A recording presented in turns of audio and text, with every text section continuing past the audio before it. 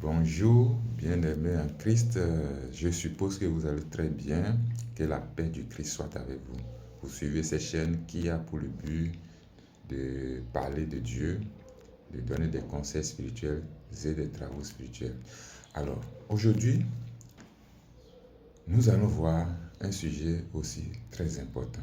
Le sujet, c'est-à-dire, la parole de Dieu nous aide à prier. La parole de Dieu nous aide à prier. Dans le livre de Jean, en son chapitre 15, verset 7, nous allons lire quelque chose. Jésus nous dit, si nous demeurons en lui et que sa parole demeure en nous, tout ce que nous voudrions demander nous sera accordé. Je reprends. Si vous demeurez en moi, dit Jésus-Christ, et que mes paroles demeurent en vous, tout ce que vous voudrez demander vous sera accordé. Autrement dit, tout ce que vous voudrez demander vous sera accordé. Ça veut dire, ça a une signification. Ça veut dire que nous sommes comme des personnes qui ont le droit de demander. Nous avons comme l'autorité de demander. Tout ce que vous voudrez demander vous sera accordé. Ça veut dire que si nous demeurons en Jésus-Christ, si nous donnons notre vie à Jésus-Christ d'une manière religieuse, fidèle et intègre, et que la parole que Jésus-Christ a amenée dans ce monde demeure en nous, tout ce que nous demandons nous sera accordé. Ça veut dire que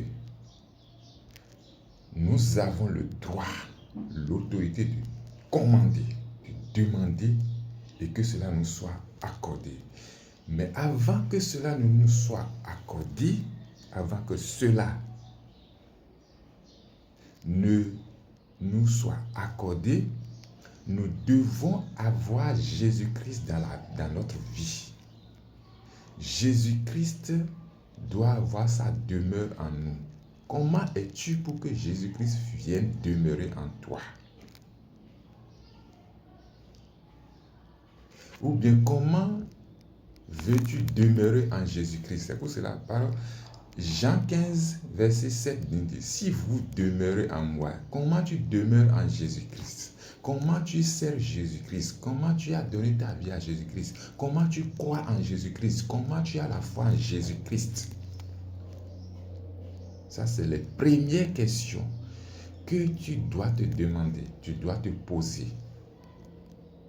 Maintenant, à la suite, si vous avez ma parole, mes paroles en vous, est-ce que tu as les paroles de Jésus-Christ en toi? Est-ce que c'est-à-dire, quand le prédicateur vient répandre les semences, est-ce que tu reçois ça favorablement dans ton cœur, dans ta table de mémoire, dans ton esprit, dans ton corps, dans ta conscience, dans ta tête? Il faut vraiment avoir cette parole en toi d'abord, avant d'être dans les positions de vouloir demander et que cela te soit accordé.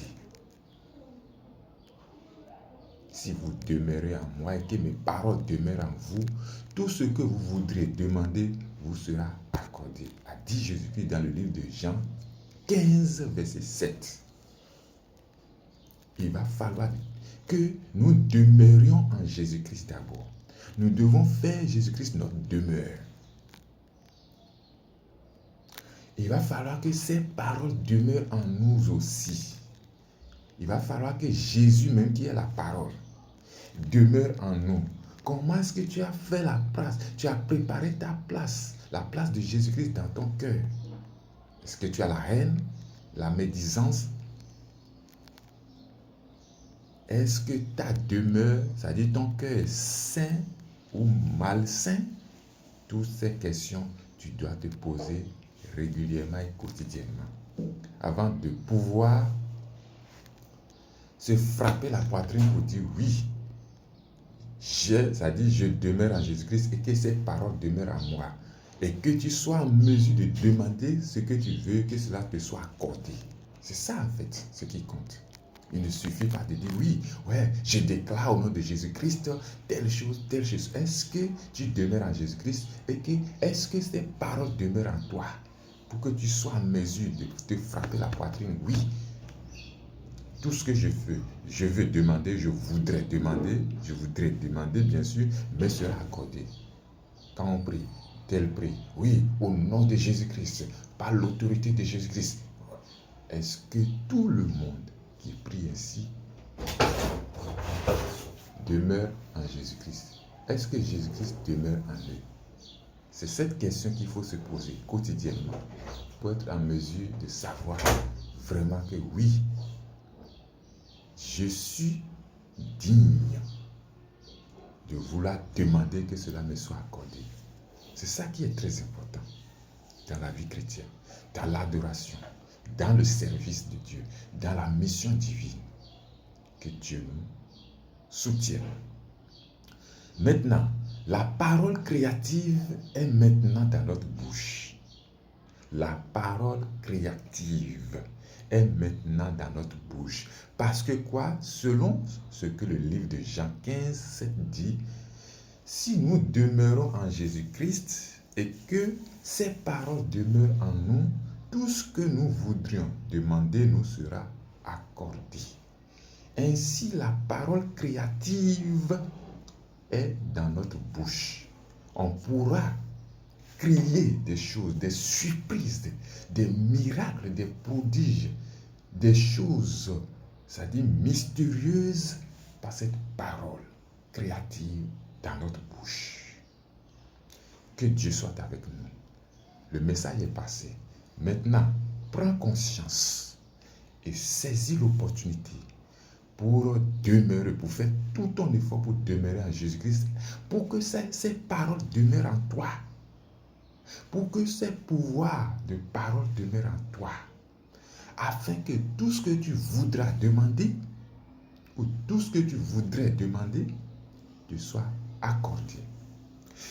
De la même manière que je suis en train de dire, dans cette condition, quand tu donneras l'autorité contre les forces négatives, ça sera exécuté. Quand tu donneras l'autorité contre les maladies, les souffrances, les difficultés, automatiquement, elles seront ébranlées. C'est comme ça la parole de Dieu. Je le dis, le thème ou le sujet dit, la parole de Dieu nous aide à prier. Pour prier efficacement, il faut avoir cette parole en soi. Il faut demeurer en Jésus-Christ et que ces paroles demeurent en soi. Ainsi, on sera un guerrier. Une personne qui prie avec vivacité, avec autorité. Que Dieu nous donne cet esprit. Que Dieu nous donne de chercher Jésus-Christ et de demeurer en lui. Et qu'il, c'est-à-dire, à son tour, lui fasse demeurer ses paroles en nous. Pour que nous soyons efficaces. Pour que nous soyons semblables à Élie, Élisée. C'est les grands prophètes qui ordonnaient et ça se passait. Bonne journée à tout le monde. Que Dieu Tout-Puissant, qui a toute autorité, nous inspire, nous assiste pour que nos missions spirituelles soient vraiment reçues, soient une victoire, une élévation. Merci à vous tous qui me regardez partout. Et vous qui m'encouragez, je vous remercie infiniment et à la prochaine.